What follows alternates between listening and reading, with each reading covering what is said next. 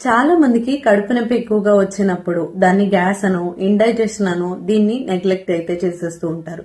కానీ ఎవరికైతే కుడివైపున పెయిన్ అనేది రిపీటెడ్ గా వస్తూ ఉంటుందో, పదే పదే అక్కడ కుడివైపు మాత్రమే వస్తూ ఉంటుందో వాళ్ళకి గ్యాస్ కాదండి, గాల్ బ్లాడర్ లో స్టోన్స్ ఎవరికైతే ఉంటాయో వాళ్ళకి ఈ రకమైన పెయిన్ అనేది వస్తూ ఉంటుంది.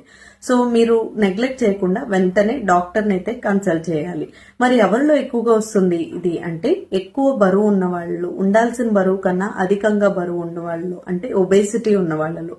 నంబర్ 2, ఆడవాళ్ళలో కామన్ గా ఎక్కువగా చూస్తాం. 40 ఇయర్స్ దాటిన వాళ్ళలో కూడా ఈజీగా గమనించవచ్చు.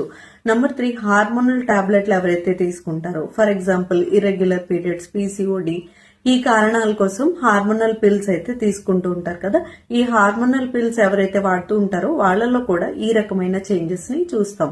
నంబర్ 4, డయాబెటీస్ లో కూడా ఈ విధంగా చూడొచ్చు. నంబర్ 5, థైరాయిడ్ ప్రాబ్లమ్స్ ఎవరికైతే ఉంటాయో వాళ్ళల్లో కూడా ఇది సాధారణంగా గమనిస్తూ ఉంటాం. అయితే మరి ఎలాంటి ఫుడ్ ని తీసుకోవచ్చు, ఎలాంటి తీసుకోకూడదు అంటే, ఎక్కువగా ఆకుకూరలు ఇంకా పౌష్టికాహారాన్ని అంటే బ్యాలెన్స్డ్ డైట్ ని సమతులంగా తీసుకుంటూ ఉండాలి. తీసుకోకూడనివి ఏంటి అంటే, deep fried items, high sugars, high salty items ని, బేక్డ్ ఫుడ్ ని, ప్రాసెసింగ్ ఫుడ్ ని కంప్లీట్ గా అవాయిడ్ చేసేయాలి. ఇవి సర్జరీ లేకుండా హోమియోపతిలో కంప్లీట్ వే ఆఫ్ ట్రీట్మెంట్ అనేది ఉంది. ఎవరికైతే గాల్ బ్లాడర్ లో స్టోన్స్ తో సఫర్ అవుతూ ఉంటారో నాకు మెసేజ్ చేయండి, నేను మీకు ఖచ్చితంగా హెల్ప్ చేస్తాను. Thank you.